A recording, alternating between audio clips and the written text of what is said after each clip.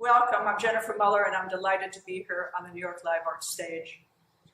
First and foremost, I want to acknowledge with New York Live Arts that New York Live Arts is located on the ancestral homeland of the Lenape people in New York City.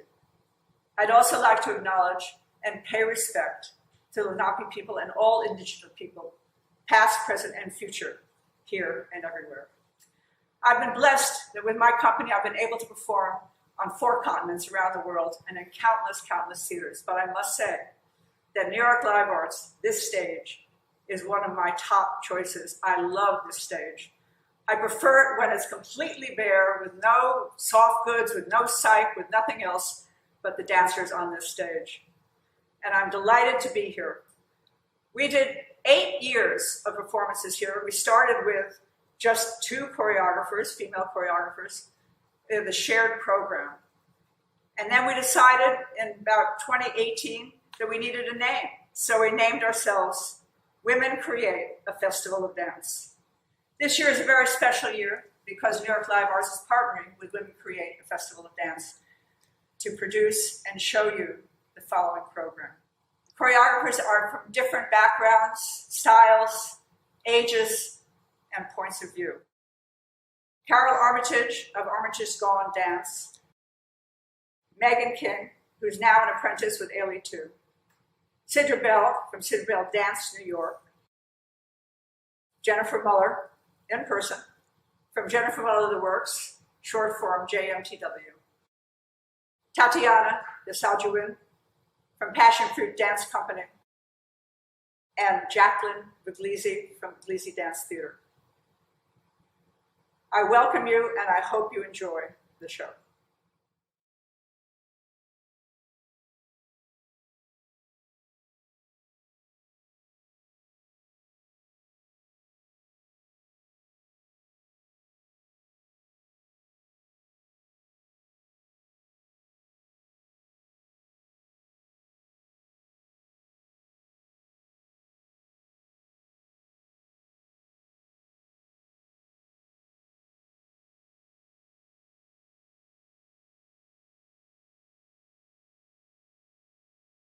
Hello, I'm Carol Armitage, and we are going from the studio to the stage to present a world premiere called 6 Feet Apart. The Armitage Gone dancers are Sierra French, Alonso Guzman, and Christian Laverdi Koenig. Can we do a quick sound check before we begin?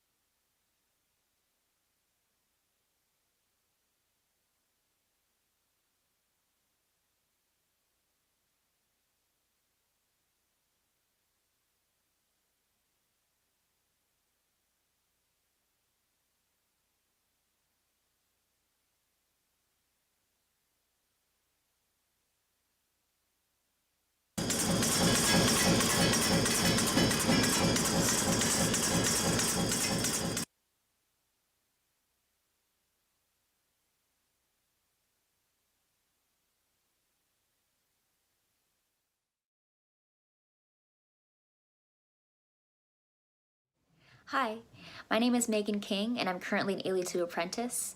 My work entitled Kings was originally choreographed in 2019 for my senior choreography project at Fordham AILE, and my mission for this work is to shed light and bring light to the story of the Central Park Five, now known as the Exonerated Five, and represent them not as the presumed criminals they were when the story came out, but as 5 Black kings. I hope that this resonates with you as it did for me, and I hope you enjoy. Thank you so much.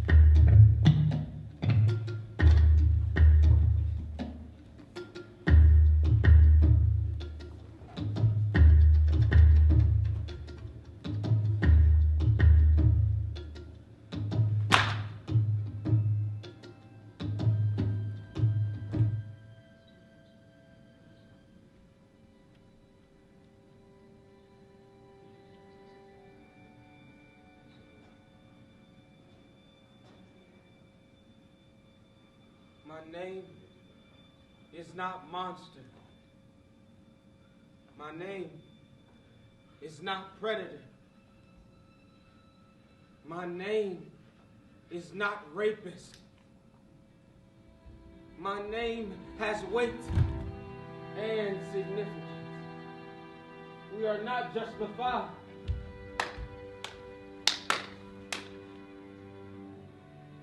I love playing the trumpet and the way the horn blows. I love chasing girls, whichever way they go.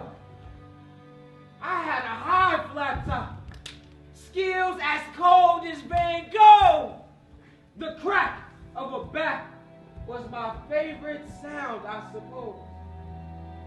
I was my mother's child, but the neighborhood's kid. We didn't worry about tomorrow because we were living for today. But today, I'm still struggling to tell my story, is what I'm trying to say. My story, his story, her story, their story, our stories, black stories. What about these stories? My pain is still tangible, palpable, right at the surface, just holding on by a thread. Blind to my unraveling each day, but mindful that I'm still alive today. My name is not what you call me, but what I answer to. My name is not monster, predator, rapist. My name is Antron McCray, Kevin Richardson, Raymond Santana, Yusef Salam, Corey Wise.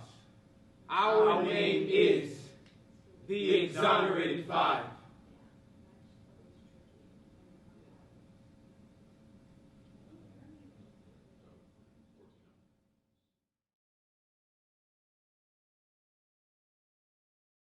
Hi, my name is Sidra Bell, and I'm the Artistic Director of Sidra Bell Dance New York. And tonight we are sharing an excerpt of Prelude Identity, which was created and performed in 2019 and world premiered at the GK Art Center. Enjoy.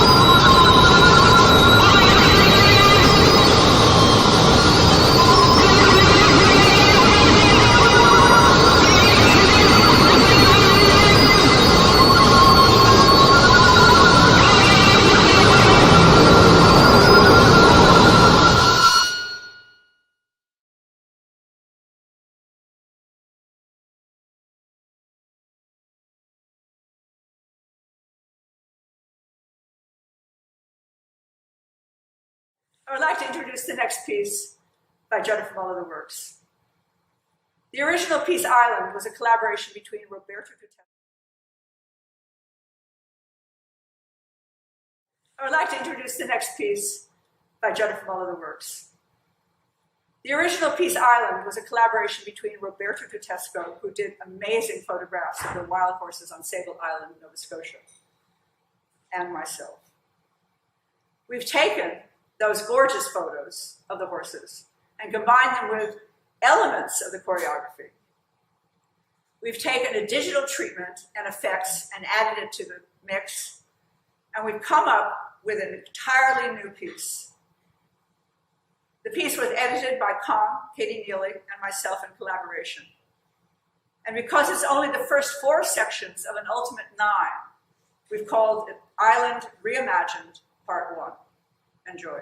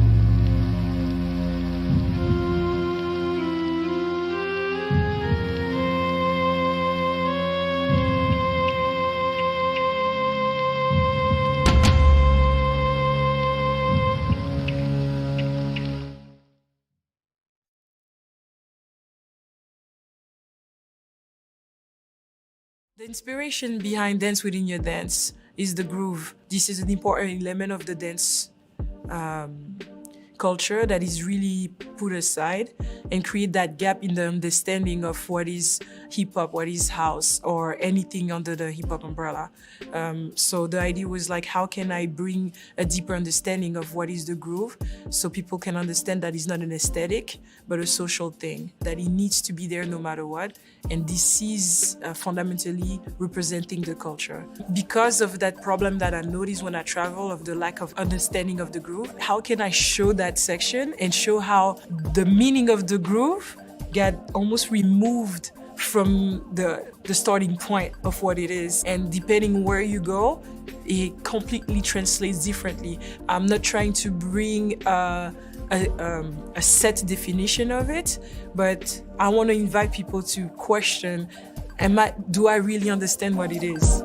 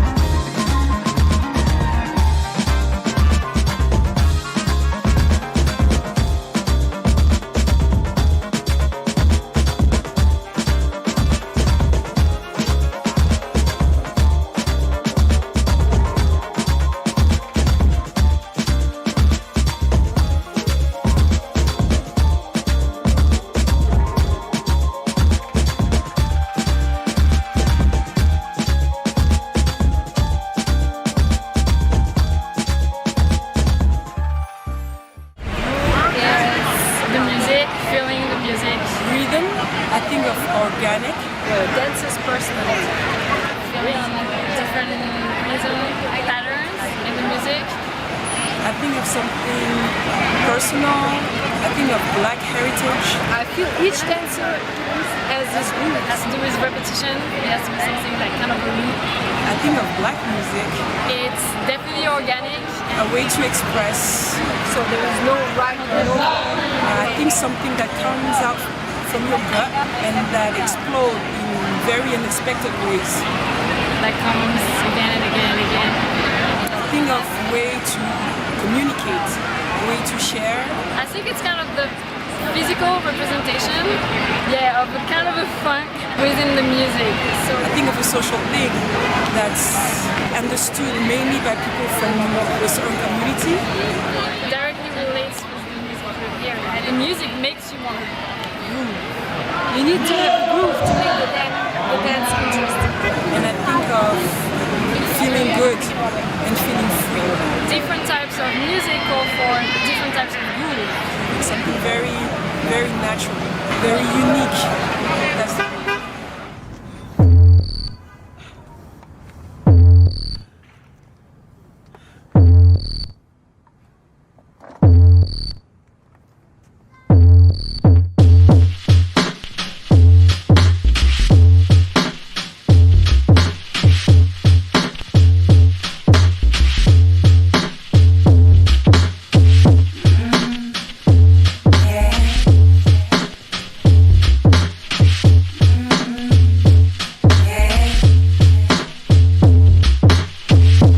All we ever wanted.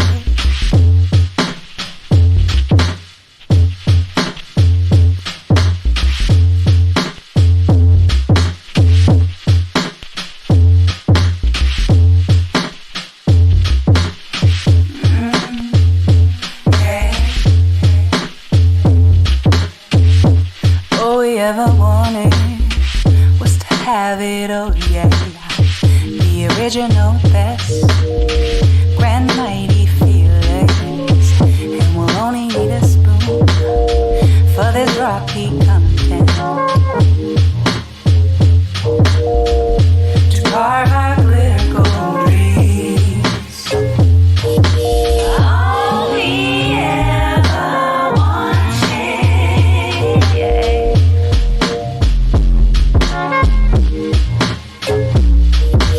Find some peace of mind.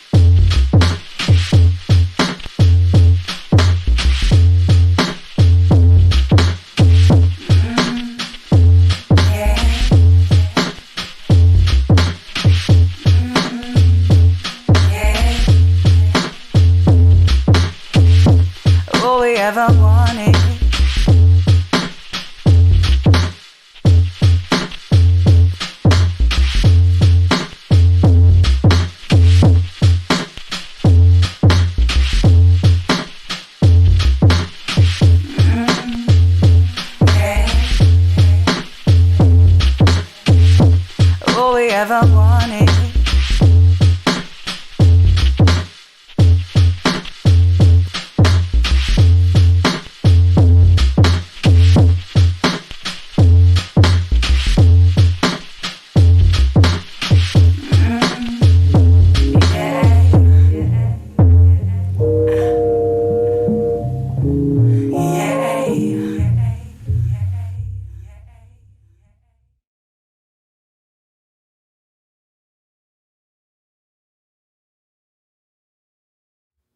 I am Jacqueline Puglisi, Artistic Director of Puglisi Dance Theatre.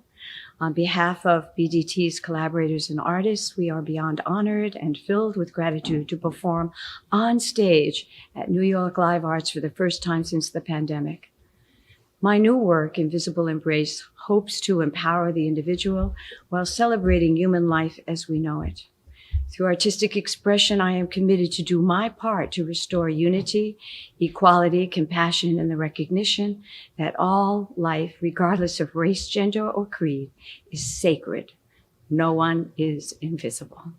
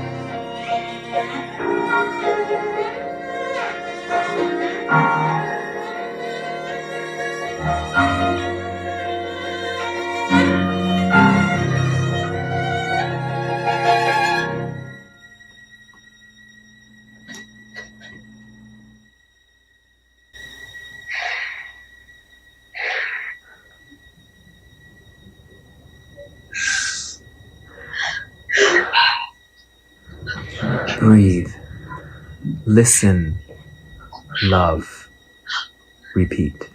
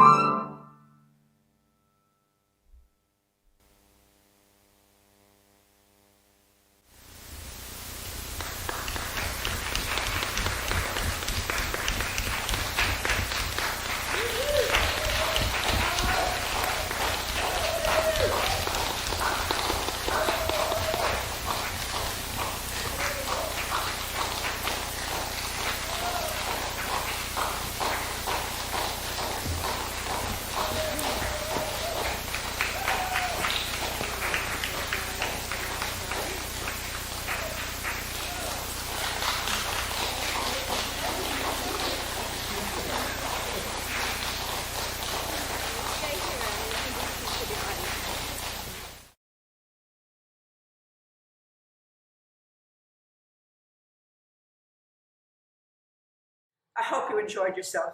This program is going to be available to view on demand until May 23rd, 11:59 p.m. Eastern Daylight Savings Time. Please stay with us. After the credits roll, come back and join us for a post-show talk back. It will be moderated by Danny G, and all the choreographers will be there. And we'll be discussing topics that women choreographers face in today's society. COVID was a terrible blow to the dance community. We lost all of our earned income work, our touring, a great big chunk of our teaching, and of course our live performance on stage. And we had to quickly adjust so that we could get on to digital media and continue our work. But we're still hurting. The dance field is hurting. I've been in dance since I was actually 3. I choreographed my first piece at 7, and it has been the center of my entire life. Dance has an incredible capacity for expression, and it's the only form that brings us really deeply into our own self to understand how we deal with the inner core of our beings. So I'm here now to ask you to support us. We've asked for a donation of $10. You don't have to do that, but we would bless it if you did. And of course, if you want to give more, we will welcome you with open arms. It would be fantastic. The money will be divided by the choreographers you saw tonight, and will go to supporting them individually. This program has the fiscal sponsorship of Pentacle. Thank you so much for being with us. All blessings. Thank you so much.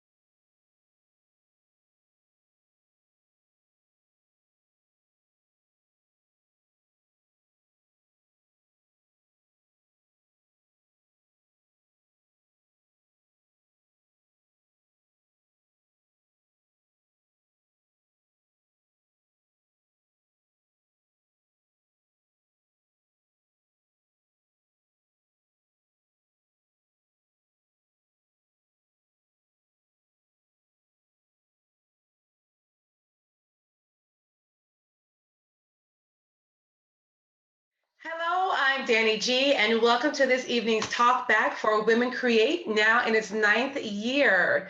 We hope you enjoyed the performances, and now we get to hear from the choreographers about their unique experiences and challenges they faced as women dance makers. Now let me introduce them. First, we have Megan King, a recent graduate of the Ailey Fordham program and a current apprentice with Ailey 2. Tatiana Desjardins, founder and director of Passion Fruit Dance Theater. Sidra Bell, founder and artistic director of Sidra Bell Dance, New York. Cara Armitage, founder and artistic director of Armitage Gone Dance. Jacqueline Buglisi, co-founder and artistic director of Buglisi Dance Theater. And finally, but absolutely not least, Jennifer Muller, founder and artistic director of Jennifer Muller The Works, and founder of Women Create. Welcome, ladies, welcome, welcome, welcome, and congratulations on a wonderful performance and program. Good evening. So we'll get right to it. Yes, Jennifer, I want to start right with you. Has it been your observation that performance attention, opportunities for exposure, and higher levels of funding have not been as equally available to female choreographers? Well, I wanted to start with saying that when I started the company, which was 45 years ago, we didn't really have, I thought we were going to do like the attention and exposure, but we didn't really have that. And really, we created it out of our hard work. It was not there. It was years of sweat and grime and working hard, years and years, to be able to bring ourselves up to a place where we were functioning in a very important, in a good way. Mm-hmm. And we got there. It was wonderful. I'm saying these next things not to have any show off quality to it, but we finally got to levels of accomplishment where we were doing things like touring to 39 countries and working, internationally with different repertory companies and having a tremendous amount of performance opportunity. And all of that came to bear. And I think that was a very, out of the hard work of what we were doing ourselves. We were really not supported in that in many, many ways. Mm-hmm. And out of that, and I'm just going to say the one level, because I don't want it to feel like, but we had a tremendous amount of attention eventually. And finally, with all of this, we got to levels where we felt that we had come to an accomplishment and something that we could really be proud of.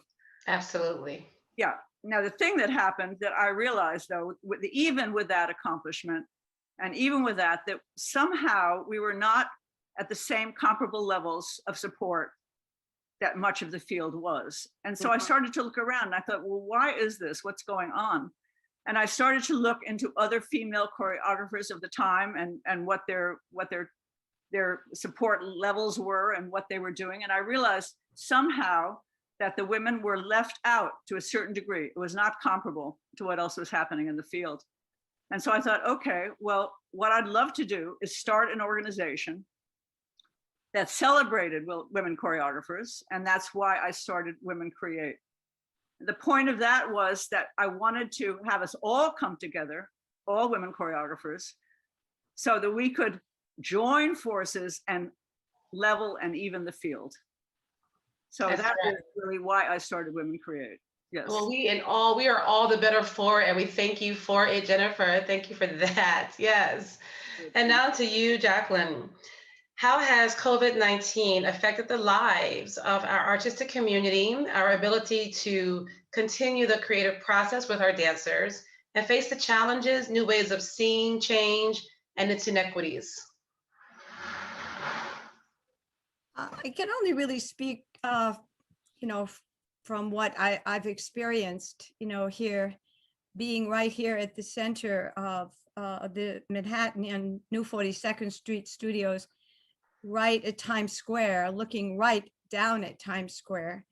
And of course, this feeling as I look down right in front of me, see what's happening and what's been happening, is very symbol of this invisible war to 9/11, when the city suddenly became very sparse. There's no cars coming, and normally there's thousands of people crossing and going in the Port Authority and going up and down through, this area of our city.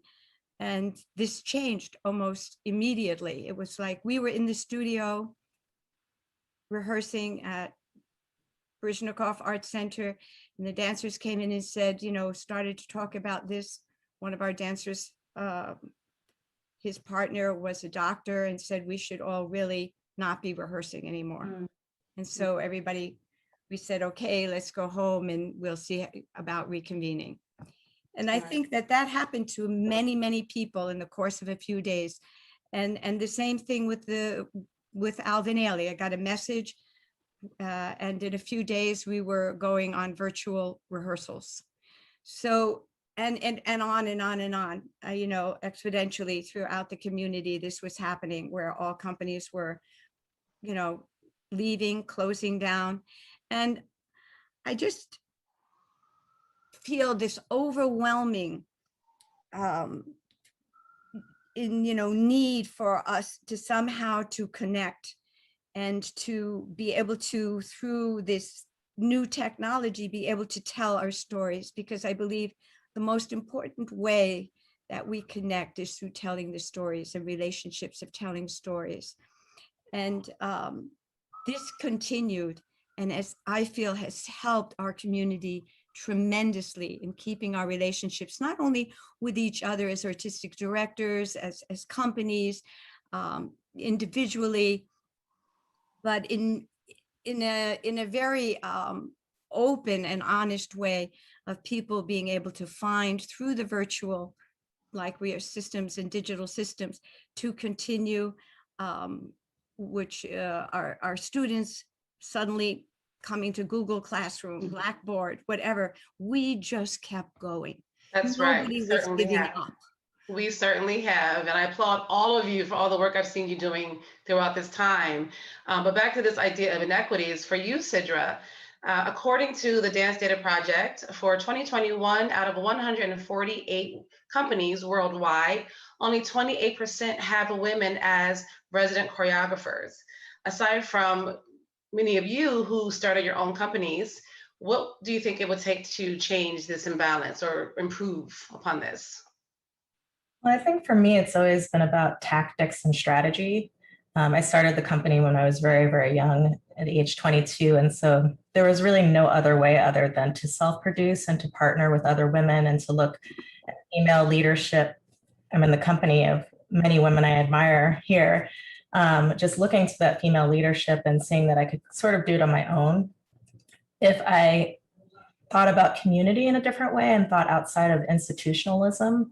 And so I started out by partnering with community spaces and spaces that were non-traditional and places where you wouldn't normally see dance. And it really afforded me another way of looking at how to produce and create and to build audience outside of those bigger institutions. And I think that sort of allowed me to create a larger network of ways that I could make dance, that it didn't always have to be in training schools or in professional companies. I could work with intergenerational movers. I could work with actors. It sort of made this broader lens for me, which I'm very grateful for. So I think as women, we always need to be sort of looking outside of the boundaries. And I see that happening all the time. I think it's thinking less about prestige and acclaim and thinking more about just the grit and the authenticity of the work. And that's what's really kept my career just in this sort of sustaining place.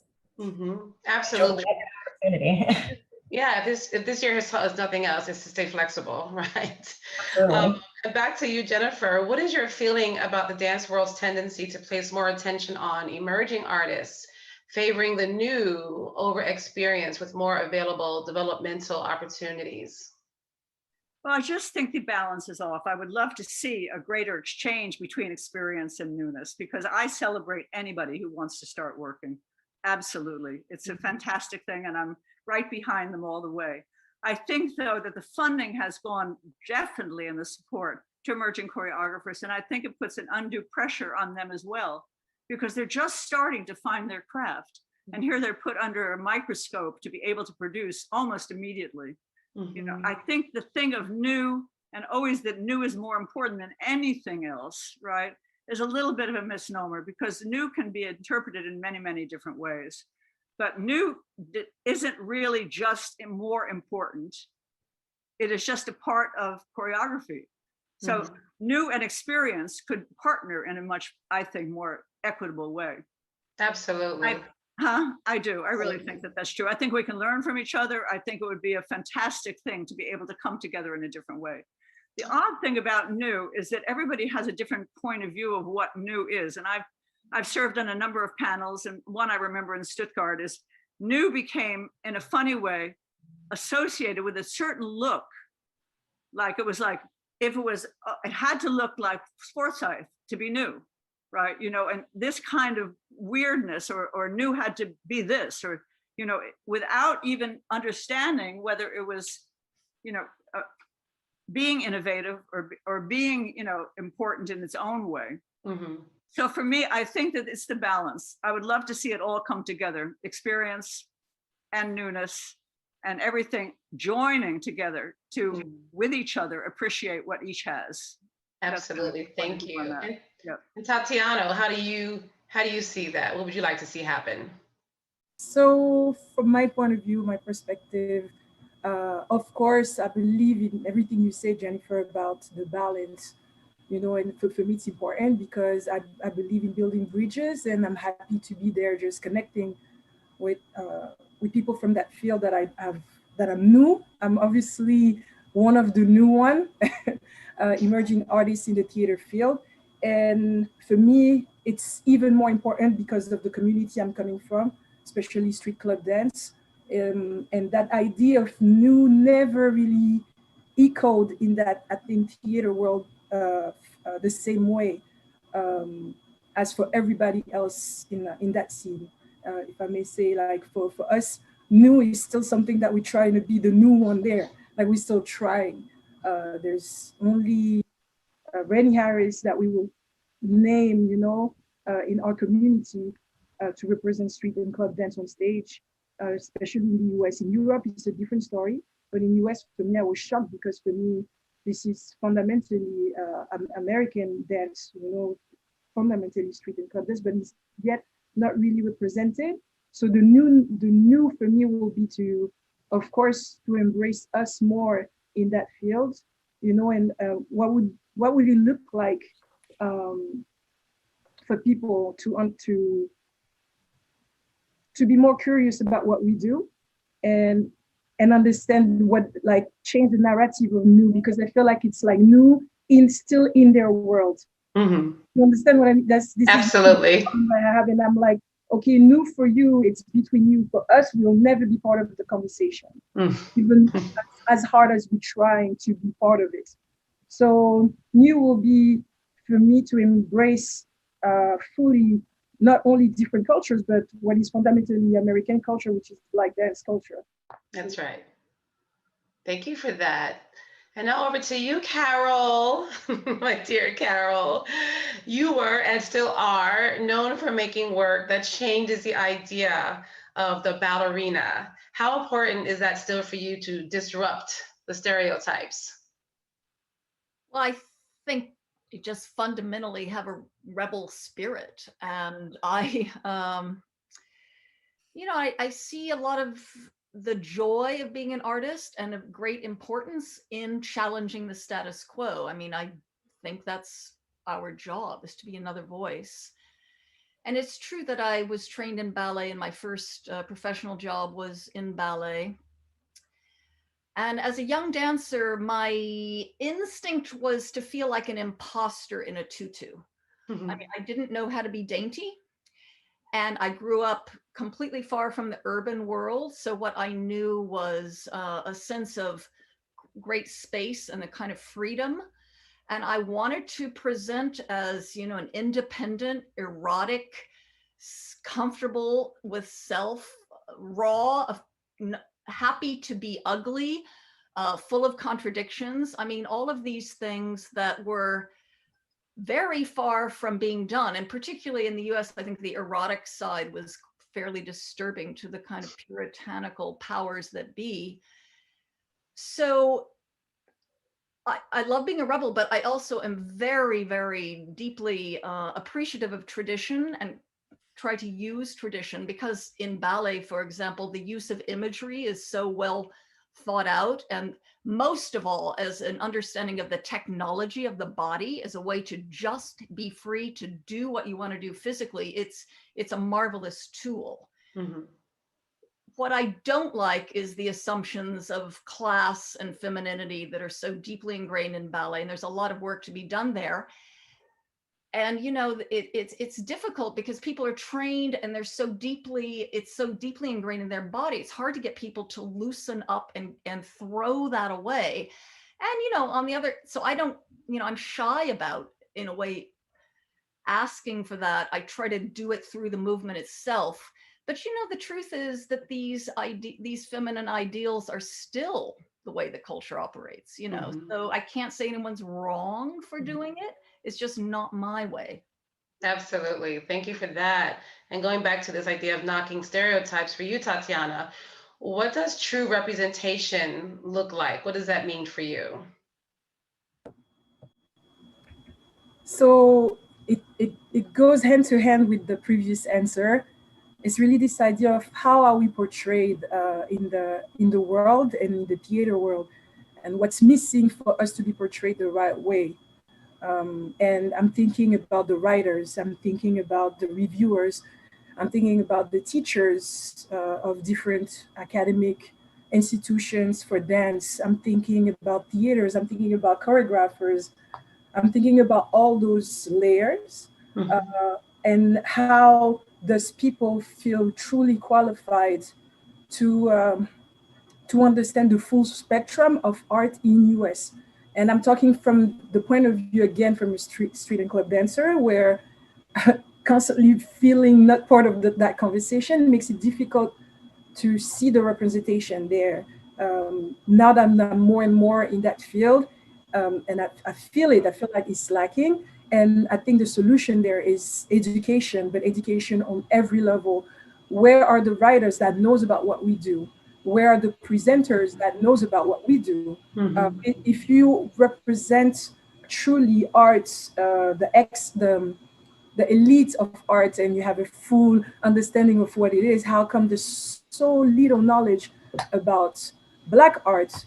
Knowing that I'm not even talking about street and club dance, I'm just talking about jazz period, that has been, the narrative of jazz for me has been completely transformed. But hip hop is just the representation. It's like a reboot version of of jazz. It's just is part of that lineage and still not fully understood. The narrative change. How come I don't see myself in it? Where when it on stage, how come I don't recognize it? And I feel that's that lack of education when it comes to us, understand us, get to know us, instead of just using us or just take the assets of what is admirable. I don't know how to say it. Admirable, it's fine. Admirable, thank you. Admirable in Black culture, but also just getting to know fully us, which means the why of what we do. And from there, I feel like there will be more values into making sure all the institutions are truly educated into the art form. I would love to see them in my scene. I would love to see them in clubs, in battles, or just having a conversation just like we are having now about what is it, what we do, what are the subtleties, and make sure we have writers that knows about dance truly, not just Eurocentric dance. Exactly. That's another conversation for another time, the dance critics and writers. That's absolutely true. And Megan, I want to ask you as well, what does representation mean and look like to you? Full representation. Yeah, I think full representation really means we're in a place and time in our society or in our world where we don't need that word in our vocabulary anymore. I think that we often use it in a space of there being a lack of representation. It's never that there is, it's already present. So I want us to be at a place where I won't feel surprised to see a Black ballerina come out, make an entrance, a grand entrance on stage, on a concert dance stage, as I'm not surprised to see a white ballerina, beautiful white ballerina come out. It should feel like I can just see her and see her for her beauty, and that's all. She's just an artist telling a story. So once we get to a place where it's common for those people to have a place in our society, I won't feel like that word is necessary anymore. It will just be people trying to share our gifts. Absolutely. I love that. I love the idea, taking away the representation, but for me, it also means how we see each other, that we do actually see each other, and mentorship and festivals such as this. Again, thank you, Jennifer, that level of mentorship and what that means to generational artists as well. And so, Megan, answer for me, how has mentorship guided or helped you in your work? Yes, mentorship, I think, is a gift in this dance world and the creative process especially. I think that for my, specifically this piece, Kings, I had the lovely Renee Robinson mentoring me. Absolute gift in the process to have her by my side. And I think that as a mentor, it's important to have, there are good mentors and there are bad mentors, to be honest, and I happen to be gifted with a great one. And I find that a good mentor is someone who is able to introduce you to yourself in terms of the questions that I may have asked Mr. Ney are things that I already had the answers to. She just enlightened me and knew that I already had that kind of knowledge within myself. So it's just someone who's there to activate your power. And having her there the whole time, it was like, okay, I didn't need to reassure, but thank you for letting me know that now that I was able to create something like this for my senior work in college. And I think that also Miss Puglisi inviting me here, being on this panel, is through mentorship, through having a good teacher who is able to acknowledge my work. She saw that from the concert to now, and I think I had the opportunity to present it once before, and again here, it's because someone saw me. So mentorship, it really is key for the creative process. That's beautiful and powerful, and thank you for that. And Jacqueline, yes, thank you for all of your mentorship throughout the years, and please share with us the importance of mentorship from your lens within our community. I think, beauty is a gentle but urgent call to awakening. And we're in a place where we need this awakening, great place of awakenings.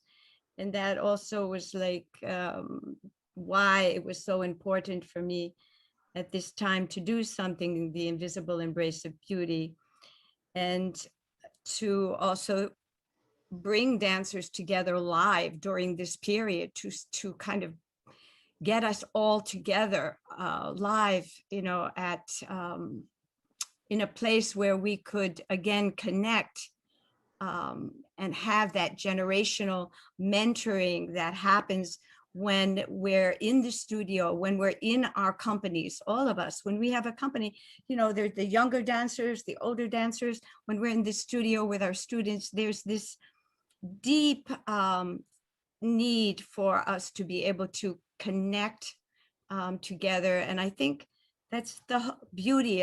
For me, that was the whole beauty of having a company and of creating works that are, live, site-specific work, with gathering 182 people and breathing together. And again, bringing us back into, what is life? A miracle, therefore you are. And in that kind of mentoring of our students is so important in creating the physical awakening, of what makes us human, bringing our humanities together. And I can only say that I've been so blessed to be able to work with, beautiful students, and also to have a company where the youngest dancer might be, 23 and the oldest 71. Wow. And so when we walk out onto that plaza, at Lincoln Center, and I said, it's COVID, but we're doing it. We're going to do it live no matter what. And they kept saying, no, you cannot do it. And that's the other thing of mentoring. It's saying yes. And so we're leading all the time each other, because without the young people, it doesn't exist. That's right. And that, to me, the most important is always recognizing the strengths and the beauty of the individual. And I think that that's what's coming now. This great awakening has come through a lot of what we've experiencing. Absolutely. And going to inspiration now with that thought, Megan, back to you. In what way does being a female choreographer inform, guide the places in which you search for inspiration when you're creating your work? Yes, I think that females, we have a natural ability. I think it's a gift that we all have to be very reflective human beings. And I think that we have a ability to have an aerial view of our lives, where we can see the puzzle pieces that have gotten us to where we are, that have formed who we are today. And I think that because we are able to take that kind of bird's eye view, we can better, through our work, be a reflection of both telling our own stories, but because I can see the world for what it is from this grander perspective, I can better represent a story of the world that I wish to see in the future. I can tell a better story of our world. So I think females have that eye and compassion for where we are now and how we can get to where we should be, and represent that really honestly through our work. Absolutely. And Tatiana, how does that question land for you? So in my dance scene, a lot of us have been shaped by men into the vocabulary that we use. Men are predominant in our culture, and often we have been put aside as far as our contribution and whatever we do right now, from my generation and up, it was really men that spread it. When I was in Geneva, it was men mentors, teachers that came to teach whatever I do. So I had to deconstruct first their vision of how a woman body should move. They're not growing as a woman, understand what it is to be a woman, then to find my voice within this vocabulary that I've learned. And I was lucky enough to be also around a lot of female that could be a direct example on how it could be portrayed in our way. So I feel like for me, where is important is that to bring the different angle, different point of view on the art forms that I do. It's fundamentally pushed in a way where I don't always feel represented. And what I like to highlight is mainly the subtleties, the intricacy, sensitiveness also, but all the complexity that makes us as women, but also it shows in our bodies in a different way. And from that, change the perspective was what is nice, what is dope, basically, in our culture, and remove this idea of just like the athletic side of it, but just like, okay, let's be more organic.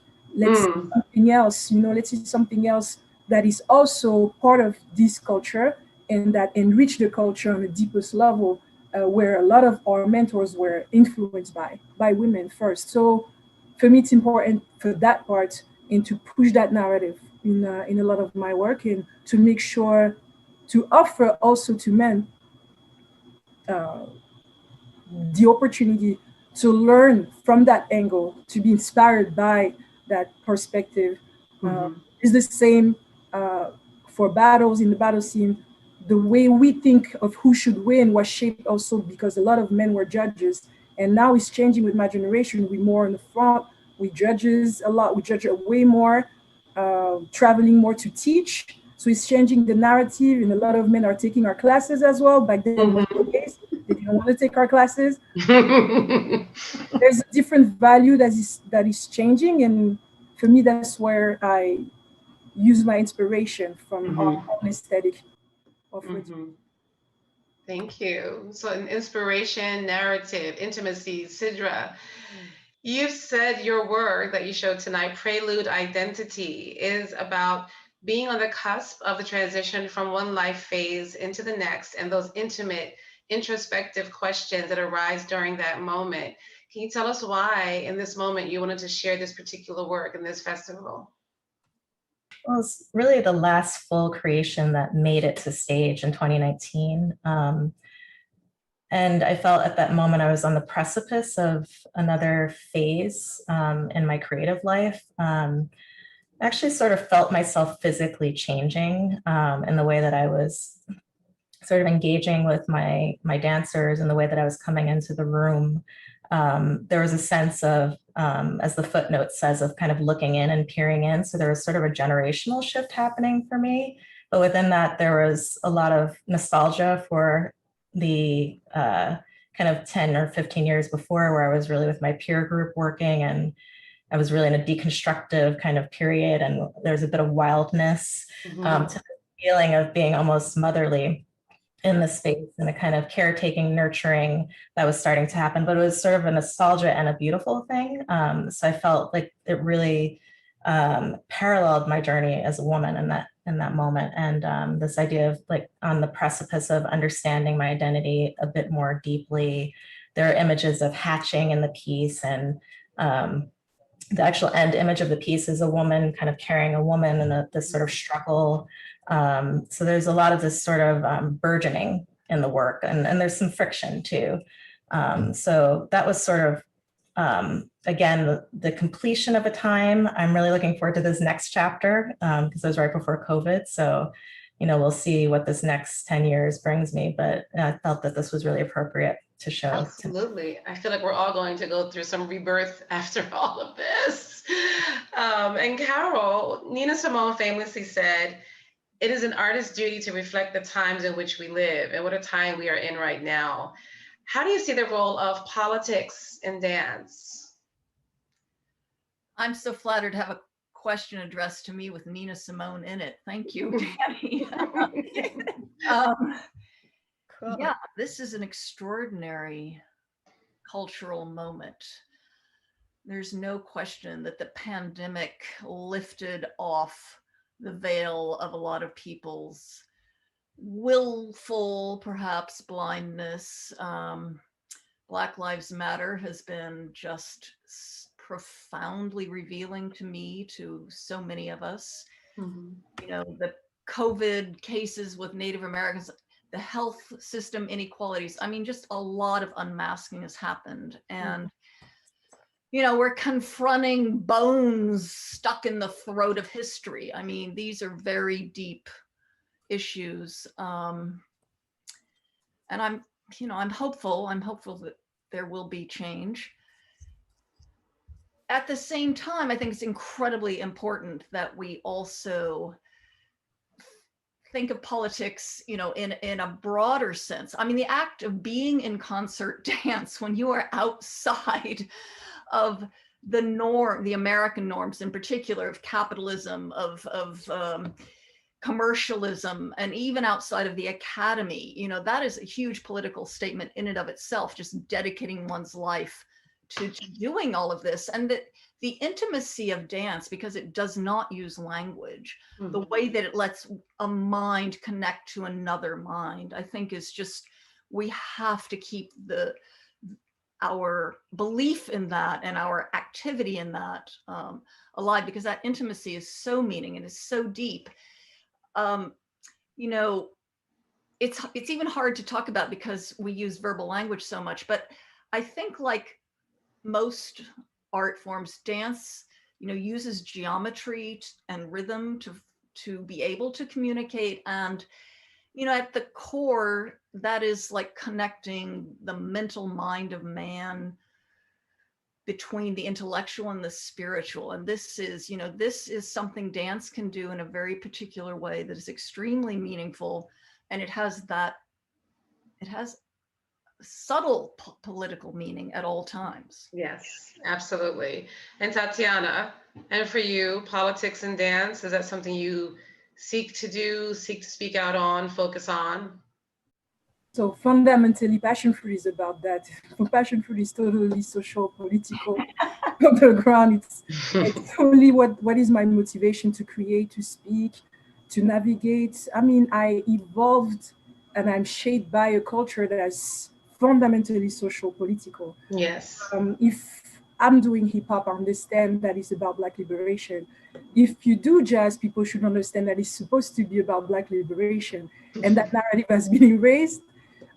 Hopefully, with the hip hop culture, which is the most contemporary, that carries the most contemporary dances, art forms, where people are still creating, as we speak, new stuff that will shape the world again and again and again. I feel like it has been erased, that narrative in the history of Black music, dance, you know, and hip hop still carries that. So I'm grateful for that. It's a good reminder. And I remember when I decided to move here in 2016, the calling for me to create the mission of the company was the lack of understanding of that why of this culture of what we do. And it showed in a very subtle way in Europe through their understanding of the movement that we do. You can tell it's an exported culture. So you translate from, of course, the Eurocentric vision of dance, contemporary way of taking dance, and you detach it from the culture. But in what we do is very Afrocentric, so everything is attached. You don't remove our movement from the culture, meaning from the people, meaning from the why. So it's that part that I wanted to highlight towards my work by any means necessary, performances, educational programs, cultural events, whatever occasion I have to speak up about us and what we do and what we are and what should be done for us, I'll do it, just like I'm doing it now. Right on for that, right on. It's really important for me to inspire people not to fear about the political aspect of what we do in art, because we move things. That's what we do. We move things here. Yes. I don't know if people can see. we move things inside, we move things organically in people. So we are shaping people, whether they are conscious or not. We are shaping their way of thinking, their narrative. So we have an amazing power of education. Of course, times show that it is as powerful as political, period. It is political fully. So I don't see any other way. I'm not afraid of that word political in art, as long as you can express yourself artistically, just purely artistically. If you can enjoy what you do and express what you want to express. Yes. With Dance Within Your Dance, it was the goal through movement, through this idea of groove, which is not an aesthetic, but really social, that carries a social history.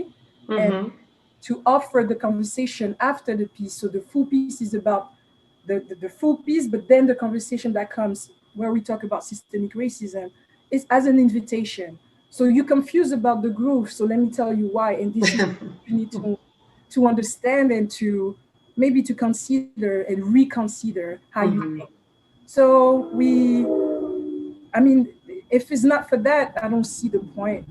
I got you. I mean, the conversation and talkbacks, I think, are wonderful to help, take it further. And also for you, Megan, with your ballet Kings being shown, same question. How did that show up for you when you were first choreographing it?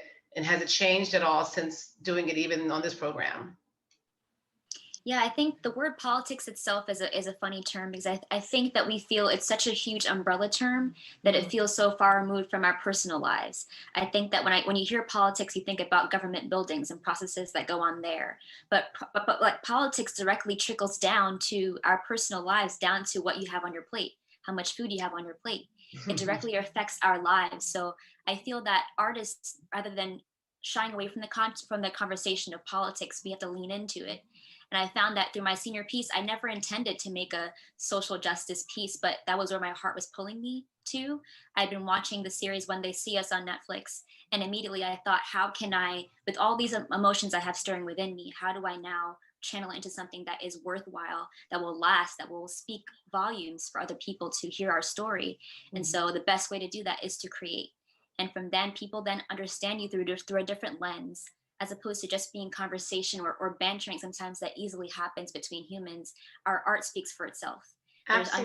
There's no way to argue with what beautiful bodies are doing on stage. So I think that that's the best way for us to keep moving forward. We as artists have a duty to be a mirror to society, to hold up a mirror of what we should be in this world. So politics, got to keep pushing there. That's right. Got to keep pushing. And so now back to, here we are in the pandemic, and here we are on screens. We've been on screens all year. But Sidra, as someone who has consistently worked in various mediums, and fantastically so, how has the pandemic influenced your thinking about choreography and dance moving forward? Just to lean into the unfinished, into trial and error.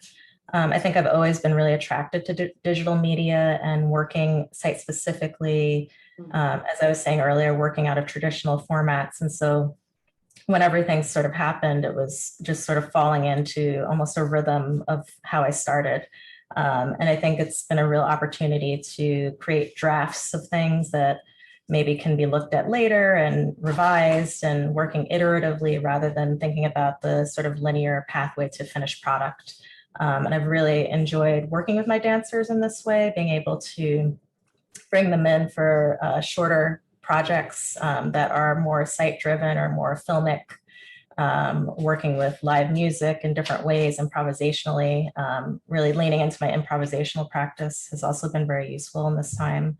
And so just, having that kind of freedom to think outside of the, funding cycles and doing a big season at the end of the year, to do more and in different scales. Absolutely. And for you as well, Carol, how has this shifted your thinking? Well, I was a zombie for a very long time. And recently sort of have been waking up, and I didn't want to do things for the sake of doing things. Right. It's like there has to be something more to really think about, well, how can you make dance look interesting on a screen, especially a really small screen? I mean, it's very challenging, and I certainly haven't figured it out, but I'm at the beginning of trying. But I just wanted to give a shout out to the fact that people are being so open-minded. I mean, when I was a young dancer, I mean, it was, first of all, it was taboo to combine ballet and modern. I mean, when I was being trained as an early ballet dancer, we were not allowed to go see the modern dancers in our school. I mean, that's how crazy things were. And then, you know, just the idea of combining street influences with concert dance, when I first did it, it was just, you know, it was kind of a catastrophe in terms of the negative reaction. And the fact that it has changed so much is so encouraging, and that people have the freedom to bring in so many different flavors. I mean, it's going in the right direction. I love that idea of flavors. I love that. And so as we're moving through it, Jacqueline, I want to ask you, through this, as you move through this crisis and try to heal, how can women choreographers, dancers, dance makers create and share generational wisdom? I think that we, as the nurturers, women, the nurturer, you know, from the beginning of time, you know, have been always in our psyche, in our being, our consciousness, our way of moving out into the world. It's always held for me a feeling of embracing everyone, you know, never seeing, you know, this one as separate, and just in the works that to me, creating a work like Table of Silence, where I bring so many people together in one room and then live stream it out, having that idea, how could I, as a choreographer, you know, in that time of 9/11, create something that would bring all of us together, like family, you know, women, we want to make a family right away, you know, and the same thing with the company, you know, you make like a family. And I always also think of my dancers like collaborators. So we're always collaborating, they're not separate from me. We are in it together. And this whole idea of you know, to me, Table of Silence is like this kind of piece that has an evolution, where you can bring so many people together and allow for a kind of solidarity that we have not really a soul, the need for the soul of the nation to come alive again, and truth, the need for truth to stand out. And we turn to the poets, to the artists, Layli Long Soldier, Maya Angelou, you know, whether it's, you know, I turn to like mentors like Carmen de Lara, people like this, you know, Claudia Rankin, I mean, just on and on and on, to say, you know, some of those crossing around, you know, whether it's, you know, just that this kind of thing, joining us together is so essential to, I believe, the future of humanity, not just one thing. So when I did Robin Wall Kimmerer and thinking about the earth, if we love it, if we love the trees so much, we will not burn them. That's right. And, you know, this is what's happening now. And all of us as artists need to wake into this moment, whatever way that we're coming into it. We need to, you know, really, you know, save our earth and life on our planet. This is, so I guess I get very emotional about that. You know, but maybe as an Italian American woman, I get very emotional, and that's why I guess it was important to me to use that kind of media all those years ago when we were not doing live streaming, how to get the message out. That's right. And how, you know, from one little tiny point and reach way out like a beacon. And that's what I want my message to the young people. Go for it. You know, go for it. Right, and keep creating because the arts will save us, I believe. This has been wonderful, and I want to give the final thought and word to our fearless leader, Ms. Jennifer Muller. Finally, in these reactionary times that we're in, talk about trending versus original voice.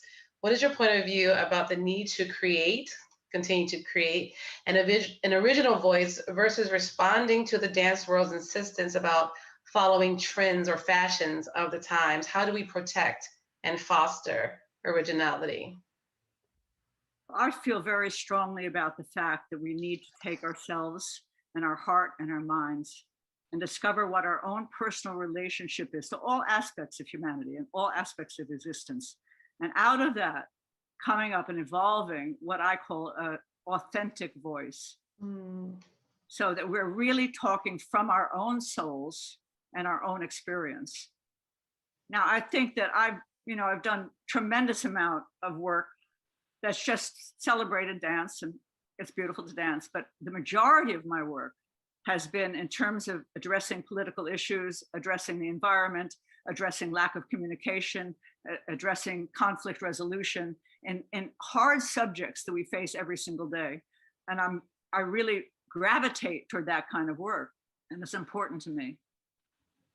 But I think that it has to be something that creates an authentic feel in ourselves, so that once we have that core, we can create an enormous amount of various and eclectic pieces that address enormous different amounts of issues in our lives today. Now, the thing that worries me is sometimes when we're brought to face sometimes some effort by the dance world, let's say, to say, no, this is what we should all be doing now. This is what is the theme that we're all addressing now. I once had someone turn to me and say, you can't do that kind of work now because it's not in fashion these days. And I was so shocked by it, because why should we be told what the fashion is these days? You know, it's a very dangerous thing, because then you just get imitative work. You get imitative work that has no heart, and it doesn't last. It has no fantastic impact and long-lasting life to it, because it's about someone else's decision about what we should be doing, right? And I think it's something we all have to resist. I think it's something we all have to resist, because if we do that, then we get imitative work that really doesn't have any power at all, and it certainly doesn't have any lasting imagery and lasting force behind it. Right. So that's what my feeling is about trying to follow a trend. You know, why should we be imitative and take someone else's idea and be told this is what we should be doing at the time? Right. It doesn't make sense to me. What we have is a field. We have fantastic ability to be able to express what we believe in, where our heart goes, where our mind goes, and we can express it so beautifully. I mean, I think Carol said, well, you know, that it doesn't have language, but I was one of the first people that brought language into dance. And I was very proud of that, because I felt that the language even further identified what we were facing in today's life. And it further expressed what we need to be addressing. So I'm very much for not imitating, not having imitative ideas, and everybody finding their own way, their authentic way, the way that they can express themselves, so that we get a tremendous assortment of various voices talking about their lives. That's what's important to me, and not having us, okay, this is what we should be doing now. No, should be doing. No, should be doing. No, this is what's in now. This is what's trending now. It's a falsehood. It's a falsehood, and it doesn't do the field or any of us any good. So that's my feeling about that, trending as opposed to authentic voice. And there you have it. That's a great way to end this. Like, keep pushing, stay authentic, be true to yourselves. And this is brilliant. This has been wonderful. And I appreciate all of you. And I appreciate you for inviting me to be a part of this. So congratulations to all of you. And thank you, for your work this evening. And thanks to all of you for watching and for supporting creative women. I hope you can all connect with us again next year to celebrate the 10th anniversary of Women Create and of the founding of Jennifer Muller's wonderful festival. So thank you all for joining and have a great evening. Thank you, Jenny. Thank you. Thank you so Thank much. you so much. Thank you so much.